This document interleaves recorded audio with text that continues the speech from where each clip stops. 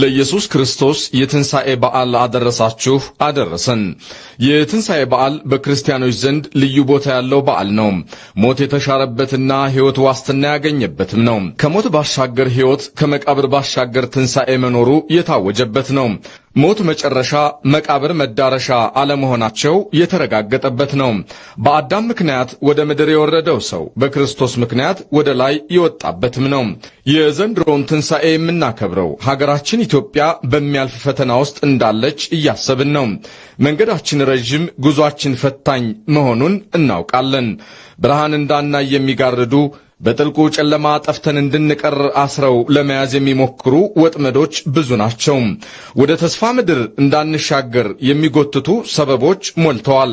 ዳሩ ግን ከሕማማቱ ወዲያ ትንሣኤ፣ ከእንቅፋቱ ባሻገር ስኬት እንደሚጠብቀን አምነን እንታገላለን። በትንሣኤው ዋዜማ እርግጠኞች፣ ተስፈኞች፣ ተስፋ ቆራጮች፣ ወሬኞች፣ ተስፋ አስቆራጮች፣ ተጠራጣሪዎች ነበሩ።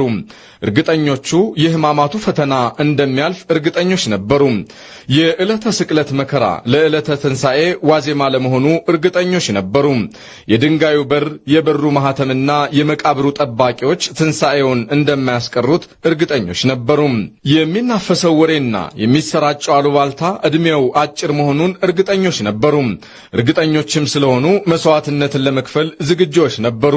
እውነቱን ለመመስከር ቆራጦችም ነበሩ።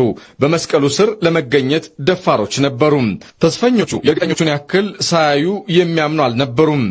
ግን አንዳች መልካም ነገር ይጠብቁ ነበረ። የተሰጠውን ትምህርት፣ የተደረገውን ተአምራት ሰምተዋል፣ አይተዋል። አንዳች ነገርንም ጠብቀዋል። ነገር ግን ተገቢውን መሥዋዕትነት ለመክፈል ዝግጆች አልነበሩም። እውነትን ለመድፈር ቆራጦች አልነበሩም። ሐሰቱን ለመጋፈጥ አቅም አላገኙም። ቢያንስ ግን አንደበታቸውን ከክፉ ከልክለዋል። ተጠራጣሪዎች አጥር ላይ የነበሩ ናቸው። በጥብርያዶስ ይበላሉ፣ በጎለጎታ ይክዳሉ፣ በሆሳና ይዘምራሉ፣ በሊቶስጥራ ይሸሻሉ። ተአምር ለማየት ይመጣሉ፣ መከራ ለማየት ይሳቀቃሉ። ከደስታው አውጡልኝ፣ ከመከራው ጦመኛ ነኝ የሚሉም ናቸው።